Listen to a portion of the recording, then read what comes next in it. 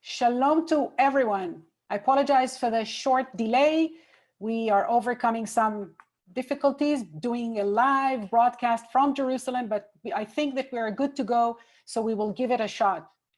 I want to welcome everyone to this special meeting celebrating Yom Yerushalayim, Jerusalem Day, as we mark the 53rd anniversary of the unification of Jerusalem that occurred during the Six-Day War.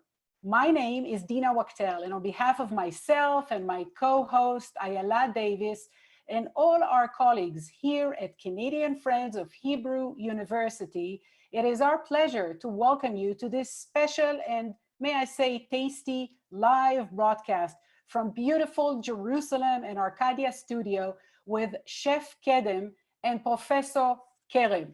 Before we begin, we have special greetings for the Mayor of Jerusalem, Moshe Leon, who couldn't be here today, but made a point to send us his regards. Following that, our esteemed presenters will be introduced by the chair of our National Board of Canadian Friends of Hebrew University, Monet Malevsky. Just one final quick note.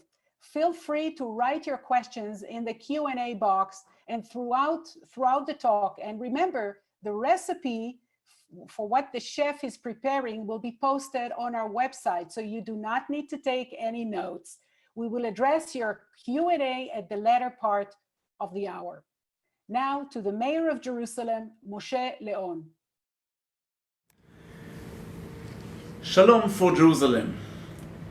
It gives me great pleasure to greet all the friends and supporters of the Canadian Friends of the Hebrew University on the occasion of Yom Yerushalayim. Thank you for your ongoing support for Israel and the Hebrew University.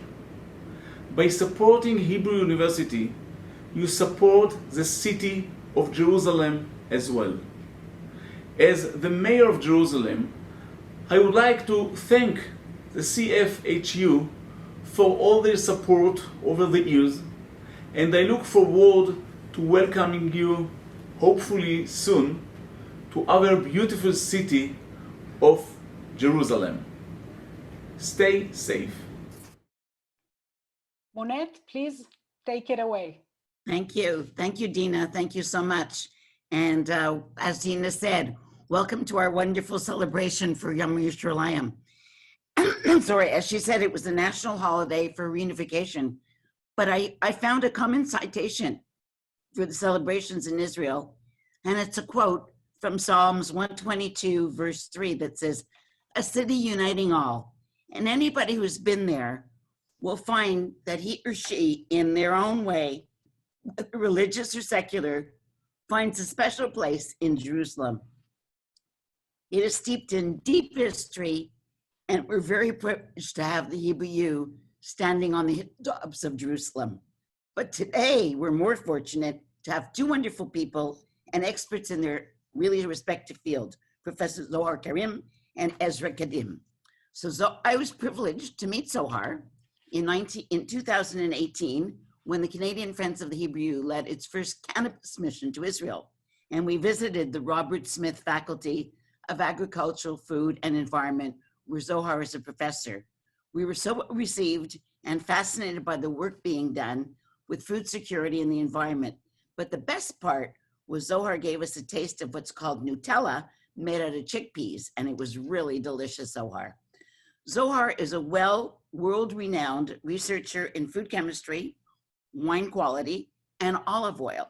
He is the creator of the only winemaking program in Israel, and I quote him, and he says that to fully understand the evolution of Israeli wine industry and its winemakers and growers, you have to go to the source, not just the grape varieties, but the soil where the vines are cultivated. Israel is a mosaic of many growing zones with different compositions of soil and climatic conditions. And we're going to hear from Zohar today about an Israeli wine in the Judea Mountains, just outside of Jerusalem. And what a perfect collaborator for our chef, Ezra Kedem, because both rely so much on the soil to nourish our souls, which is what they're going to do today. Ezra, I've also had the privilege of meeting many, many times, Ezra is a real Jerusalemite, born and bred in Jerusalem. The art of cooking played an important part of his life when he was growing up. He was immersed in the aromas and flavors of the countless kitchens, as well as all the colorful markets in Israel. Thank God for his mother and grandmother who took him around. He acquired his formal culinary education in the US under many famous chefs from California to New York. And in 1995, he opened Arcadia, featuring his own culinary style, and he's been at the forefront of the new Israeli cuisine ever since. Besides his restaurant in Jerusalem, Ezra created a studio in the Judea Hills, and that's where I've had the privilege of being there with him many times. These 10 acres were received from the Catholic Church in the Vatican, where he grows vegetables, herbs using organic cultivated methods, along with orchard grown using traditional methods, locally raised lamb, fresh fish, local varieties of cold pressed olive oil, and artisan goat cheese, which are produced nearby. And every time I'm in Jerusalem, I go to one of them in the Judea Hills, and I have this incredible goat cheese. So most of the activities that Ezra carries out in his studio is for nonprofit in service to the community. And as I said, the last time I was there, Ezra actually took a flashlight and he took me at night through all his orchards, and we went romping through his gardens. It was a delight to spend time with him. So I'm sure after this webinar, you will all have a new admiration for what can be done to keep earth crops safe while regaling in delicious food and wine. So I turn it over to the two of you. I'm sure we're going to have a great time. Thank you, Monet, for all the wonderful words. I'm honored, I'm thrilled, I'm excited. I'm very happy to host my friend, Professor Zohar. How are you? Good evening. Hi. And very excited to be live from Jerusalem, from Kerem, which is a wonderful, wonderful village with a lot of history and heritage and layers of culinary. And I think that we are in front of the ancient Judea countries, yes, that used to supply fruits and water to Jerusalem and many, many things. Today I took a decision to show one of my nicest recipe. And one of them will be involved with Ezov, in Hebrew, Hyssop, and maybe a few words about. So, our country is full with the culinaries, many tastes and mostly aromas, and Ezov is one of our local things that you can feel and you can taste in everything that you try, and it goes well with every food and it makes us healthy, so we gain both. Yeah, exactly. And I chose to use the best ingredients, and also I think a dish that I created in the beginning of the thousands called the eggplant carpaccio by Arcadia, which became one of my signature dish, and also is a very it's a dish that went to all the industry, on the restaurants, most of everywhere you go, you see it. And I think that I succeed to say something through more than a dish, but to say that we all love eggplants or aubergine, that reflects the heritage of the Jewish cuisine very well. I believe that on the boat of Christopher Columbus were few representative of our nation that with the fact that they are smart people succeeded to bring the seeds back to Europe. And they killed us for bringing the eggplants to Europe back at the beginning. The church thought that it's another Jewish invention, but eggplants became one of the signature dishes by Arabs and Jewish people that succeeded to spread the eggplants all over Europe, but in the beginning was many problems with the eggplants. And I'm going to show something that goes well to East and West in our cooking heritage. It's many recipes, and I think I go to work. Yeah. Just eggplant. When you start with it, you cannot eat it, right? Yes. And the thing is how you make it from something that you can't eat to something that everybody loves in Israel in so many different ways. So many versions. Yes. And what I did, I think that I succeeded to put my childhood on a plate, and to emphasize that East and West, we all love eggplants, we all love tahini, we all love yogurt, and also the additional parts, it's Kerem syrup that I produce here, and also another one that reflects our heritage is the syrup of the dates from Jordan Valley, which Silan, and of course, your king, the olive oil. So today we chose olive oil from the Valley of Israel. So the players are very simple, all around you, it's all around us. And let's go to work. Okay. Okay. So in the houses, you should grill the eggplants. And I will combine this dish. בת אחת כמו שאת מסתכלת על אשתי, אתה מסתכל עליי ככה, הייתי כובש את אירופה. כאילו קצת פחות מינון. I participate very big wine fair in Italy, called Vin Italy, and I've been asked to be the master for bringing the eggplant with me. So I chose to do the eggplant. עוד לא, אני עכשיו נותן לו לבשל, אני רוצה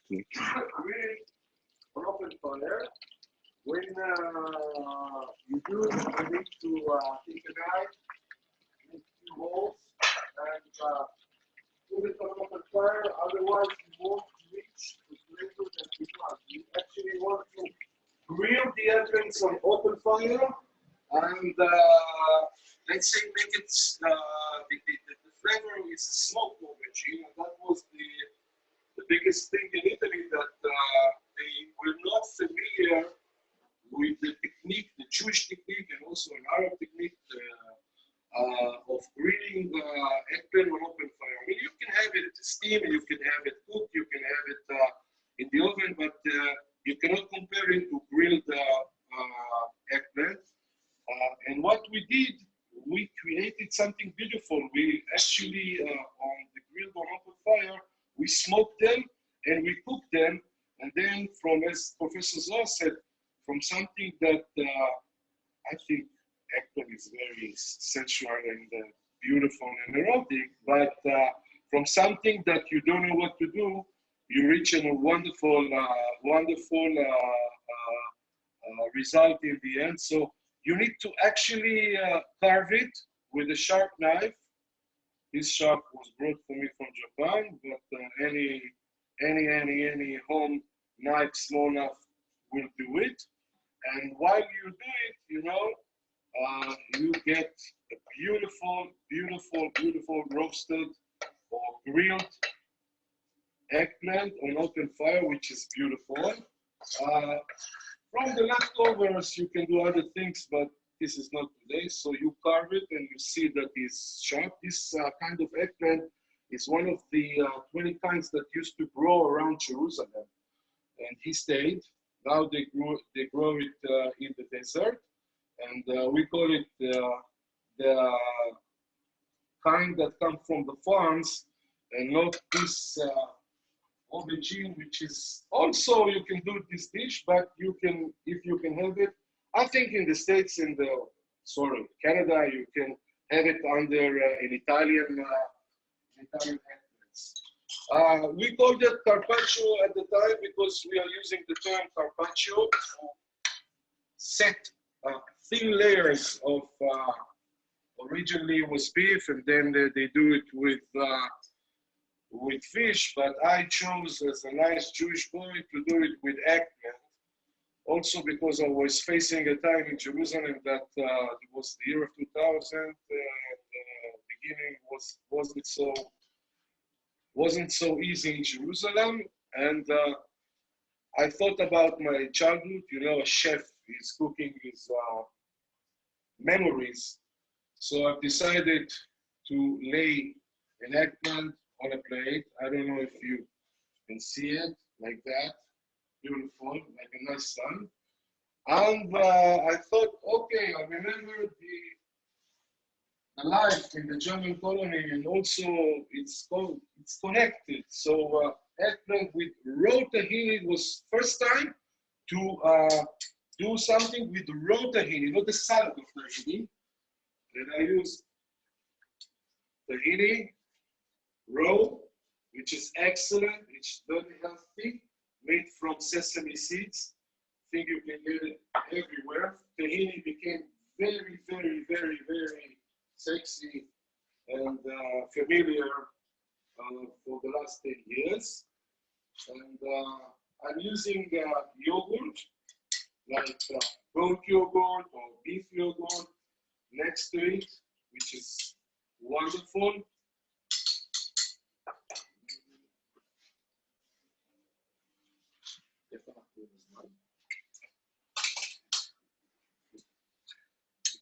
And also one of my signature is to use the pearl of the tomato, which people usually put it in the, they don't use it, they don't reflect it. And I think that all the umami is here. So go through it, use the tomato. What you can do also when you use the tomato, so cut it to half, and then with the spoon or with the tablespoon or teaspoon, just take these wonderful pearls and use it. It will lead the flavor. Lemon juice, we cannot without lemon juice in our cuisine, some touch of lemon juice.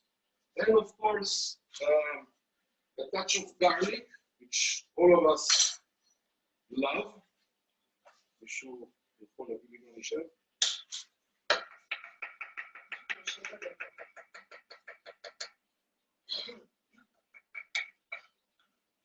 Some garlic, some chopped parsley. Parsley is also a Mediterranean herb and everybody loves it. You can get it. Some chopped parsley. And I will ask Professor Zohar to be my guest of honor to add the olive oil around the dish. Please, Professor. I hope I can use my hands in the right way. No. You do it from the right to the left or from the left to... I'm lefty, but you can do it which circle that will reach Canada very quickly. So just to put something like that, to go over. Oh, okay. Okay? Beautiful. Thank you. You know, I cook at home, but I never, and I know that the way it looks is an important thing, Yes. but I don't know how to make it look. I'm very good in big. Beautiful. And of course, salt and pepper. I use what you call kosher salt, but I use bar salt, sea salt, because few crystals will release the sweetness of the eggplant, which is wonderful. And I will shred some dry ezov from the mountain of Judea and put it on the top, and some pepper. And we have, and I will show you the plate as much as I can. The eggplant carpaccia by Arcadia, and also beautiful Kerem, and wonderful Ilan, and wonderful Eldad. And thank you, Professor. Thank you from Jerusalem.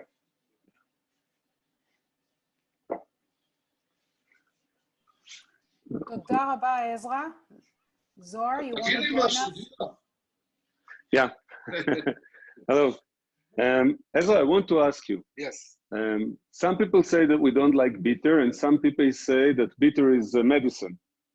Of course. And I find it that when you have bitter in the food, I like it. And we like coffee, and we like the bitter of the eggplant. You mentioned the sweetness of the eggplant. The sweetness is only good when it comes Yes.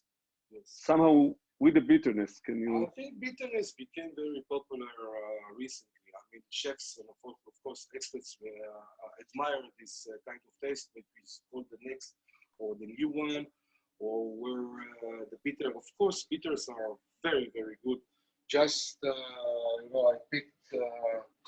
I picked Chashuf and someone took it from here. No one took it from here. But this is the Jerusalem ancient artichoke, not Jerusalem artichoke, the root, and it contains a lot of Chashuf of Jerusalem, contains a lot of bitterness, which is very healthy for everything.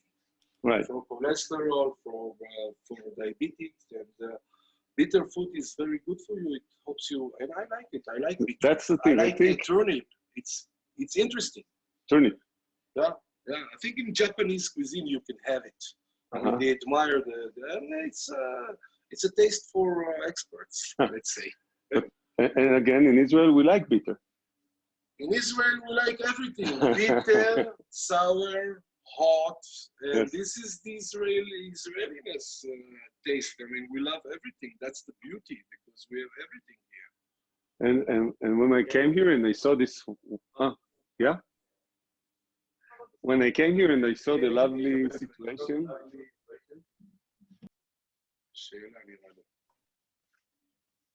And I saw the lovely place where you're situated. I just told you that you live in the center of the old olives of Israel. Some of the olive trees that surround you are 1,500 years old, so they're not going as far. Here, I don't know, here in the valley, here just behind at the end of your place here. And we tried to study their genetics. And these olives are, again, very, very bitter and very, very, what we call pungent, sharp. And this combination is what we consider to be a high level of olive oil. Yes. It's energetic. And these olives, apparently, the roots, I don't know if you know this, but the roots are from many places. So each tree has a different root, and the root is something that probably grew up. And the farmers brought here the Suri type, which is the type that we like. And Suri comes from Tyre. Tyre. Suri is Tzor, which became Sur, which became Suri. Because, Tzor in Arabic becomes Sur, and we call it Suri. But it's from Tyre, not from Syria. And all of the canopies, all of the trees here are different roots. Everything is Suri, of one genetic heritage. It's actually, all the trees around you are actually one tree. So you will love me when I tell you that I planted Suri olive trees here in Thailand, because I believe that this is the taste. And when we spoke a few days ago, you said that probably the Romans took from here and take it to Bari, and then the olive oil. So we contribute a lot to Italy cuisine. Well, I mean, people vines and olives came from here. They came from Central Asia to Israel, and from here it became a culture that spread to the Mediterranean. We are the. So I'm not saying that without our nation there is no food, but I think the Mediterranean looks different without us, because I considered our nation as like, receptors that, combine things and spreading things and modern recipes. Right. A lot of spices and a lot of things was invented by Jewish people. Many things. And you mentioned sesame, and this is to me again something which is bitter. That when you combine it with other things and you put a little salt and you actually don't need to put more than salt. Probably the tahina arrived with Malkat Shvai, Shlomo. He was the important. She brought it from Ethiopia. Yes. And for us it was always a part of our food, but now it's a superfood, so everybody seeks for this. Yes, I agree. It was always a superfood for us. We have a few questions from the audience, I see, so may I throw them into the mix? A question for you, Zohar. What is the big news that the current Israeli olive oil industry delivers to our world? I would talk about, I think there are two of them. One is that you can irrigate olives and you can get much more production from your soil, and still keep and still you can keep the quality of the olive oil, the original quality. Many crops, like Ezra mentioned here, many crops are better when you don't irrigate them. With olives, as much as you irrigate them, you get more fruit, but you can still have the best quality. So this is something that Israel actually brought to the world, the idea that you can irrigate olives. And the other thing is that we are looking for the old races, the same that we do with vines. Actually, we look for the originals, and we find that they have qualities that fit our locality. And this is, again, something that we like to discuss. The locality goes well with what grows here and with our taste. It's something that... I must tell you, I mean, because from here we see the grapes or the orchards of Flam Winery, and they arrived, Golan arrived a few years ago and said, Ezra, as we see you and what you did in the Israeli culinary, right now we are in the middle of Renaissance. We are going back to ancient varieties, and I think it's wonderful. Yes. I think it's wonderful. I think that Israeli wine is not so appreciated by the Israelis, but when I hear people from outside of Israel and they come and they said, listen, it's very unique, very unique. Yes. With a lot of chutzpah. And this is Yom Yerushalayim, and actually the other renaissance here is exactly the renaissance of the wine in this region. We have for Yom Yerushalayim, I must tell you that I received this afternoon a visit from my commander in paratroopers. So you know the first people that arrived to the Yom Yerushalayim were after the Western Wall or from the paratroopers. Yes. Yes. So when we are in Yerushalayim, and Yerushalayim is very important for me. Wow. For me, and I'm privileged to live in this period of time that I can say something about food. Jerusalem is wonderful. She's full with layers of history. And like, let's say you walk on the sidewalk in Jerusalem, you just freeze the sidewalk and say how many people, many tribes. I think it combines and brings the beauty.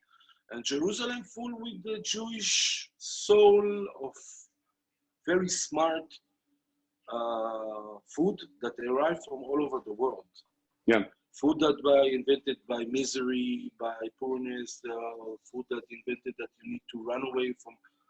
And now in Italy and everywhere, everybody eat the food of the poor people and pay a lot of money. But it's a very, very smart. Think about the chamin or the chulent of Shabbat, how you can expand it, and you always can put water to the bean soup and feed more people. And I think that if you ask me about the soul of, or what's very special about Jewish cuisine, I said a lot of soul. And I'm very happy, you know, you arrived this afternoon, you told me, Ezra, you choose to be in a place that olive oil started. Yeah. So I'm among the pioneers that said 30 years ago, the petrol of Israeli cuisine should be olive oil, not butter, with all the respect. I love butter, but in cakes, in a piece of bread. So I'm very happy for, and you said that olive oil, Israeli olive oil is very popular in the world, no? Yes, I think so. And I would like to ask you, what do you think make, let's say, Jerusalem food, Ochel Yerushalmi? What is, if you would look for one, I became the interview. I asked you many questions Zohar, that I want to ask. We have a question that connects into exactly what you're talking. So I would like to ask Esther Schlesinger. You want to ask your question because it connects to what you're just talking. Good evening, Esther. Do you want to unmute yourself? Okay, so I will ask, the question is, first of all, she says it looks delicious. Is Israeli cuisine a compilation of Jewish foods from around the world, or is it something unique and new? as one of the creators, I allowed myself to answer because I have many years to look back. I think it's of course it's a combination. I mean, the land of Israel is a reflection of the Jewish nation all over the world. So first of all, I would say like a nation without a cuisine have no identity. So all my life I was, let's say, my professional life and started very soon is to create food that speaks Hebrew and try to put it together. But of course, the Israeli cuisine is a reflection of the Jewish cuisine, East and West, with the good influence of the area. But as Professor Zeh said, we are discovering ourselves. And I'm thrilled that, you know, once again, I will say that, you know, I choose this is my view for the last 25 years. So I'm creating food next to olive trees that, you know, everything started. You know, and as a child, our olive oil was below the sink, next to the Amma, next to everybody. Someone was sick, used to put olive oil in his ear, and they used to use it as a medicine. It is a medicine. But now it's our food, and it's very important that we will know for sure that we use fresh ingredients, and that's the additional part that the state of Israel added to the cuisine. Like we needed to run away. We ran away. We were all over the world. We came back, and now we are cooking fresh. I mean, in Tu B'Shvat, there is no reason to eat dry fruits because you are here.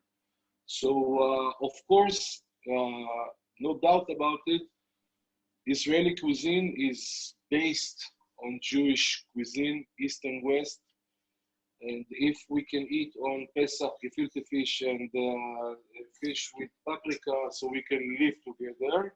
No, we can live together and stay together and say good things to the world. Thank you. Excellent. We have two questions that pertain to eggplant, so I'll ask them together. One from Mark Mendelkorn and one from Alicia Di Donato, asking, when you grill the eggplant on the open fire, what happens to the dripping liquid? Doesn't it damage the gas burners? How do you prevent it? You should put aluminum foil on there, and then you fold it and put it in the garbage, or in the. I'm sure that in Great Canada you have in the houses barbecue outside, and you can grill it, and it's wonderful. And but it won't go in the oven. It won't go. It needs open fire. It needs flame. And the second question is, do you sprinkle some salt over eggplants before they're cooked to draw out some of their moisture and bitterness? This is when you fry eggplants. So this is something different when you fry it. So you put some salt and then it drain. My photographer is from Iraq, so you give me one of you because, you know, I'm from Baghdad, in Kuwait, in Jerusalem, and I think I was born in an eggplant, you know. So I think that in the when I sat in my mother's stomach, you know, I was warm, and as I went out, I stayed in eggplants because it's very familiar with our not tribe, but people came from Iraq, but you can see it in Romania, you can see it in Russians, you can see it everywhere. So eggplant is Jewish, 100%.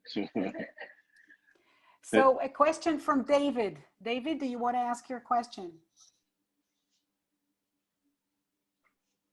Yes, hello there. I've got a question for the professor. Professor, Hebrew University, I read, has launched a new wine program, which is also the only one in Israel. And I was wondering if you could tell us just a little bit more about this program, who it's intended for, and who can apply. Okay, so thank you. Great question for me. And again, Yom Yerushalayim, a new renaissance in Judea and Jerusalem Hills is many new wineries with excellent wines.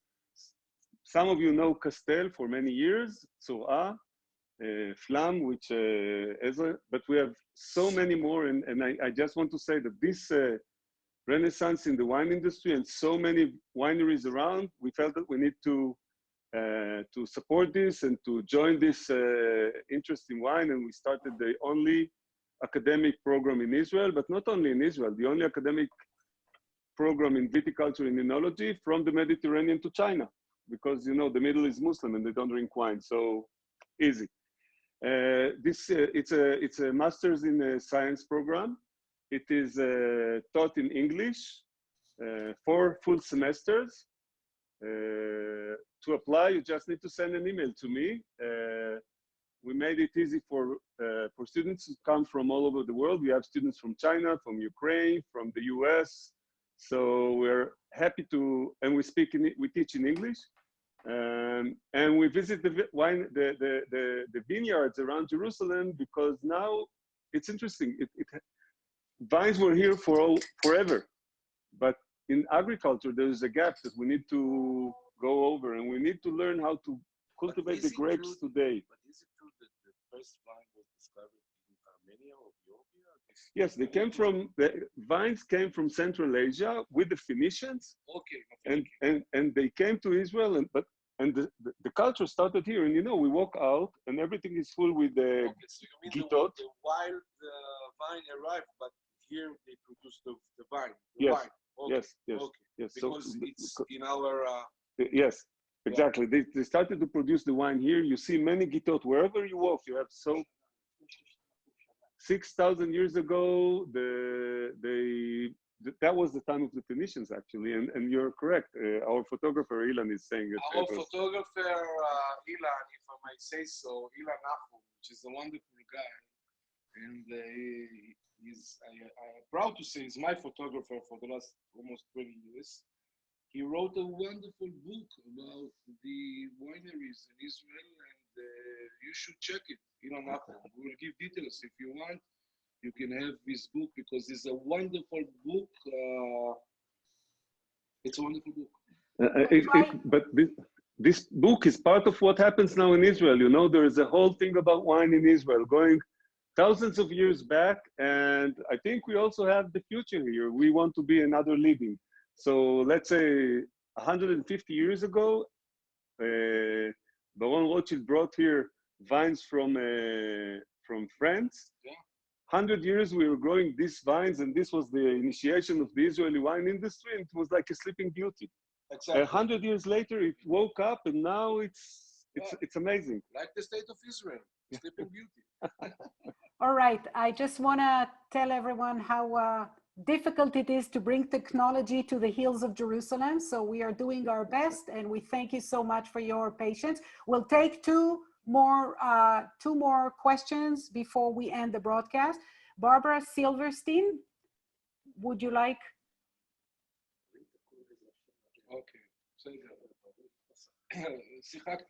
Barbara Silverstein. Yes, I hadn't planned on asking a question, but I will ask this one, because it's taken a long time for the Israeli wine industry to grow. I remember that kosher wine did not taste good for many, many years. Many chefs. Comment on that. You want to talk about Manischewitz? No. There is also wine called Kedem. So.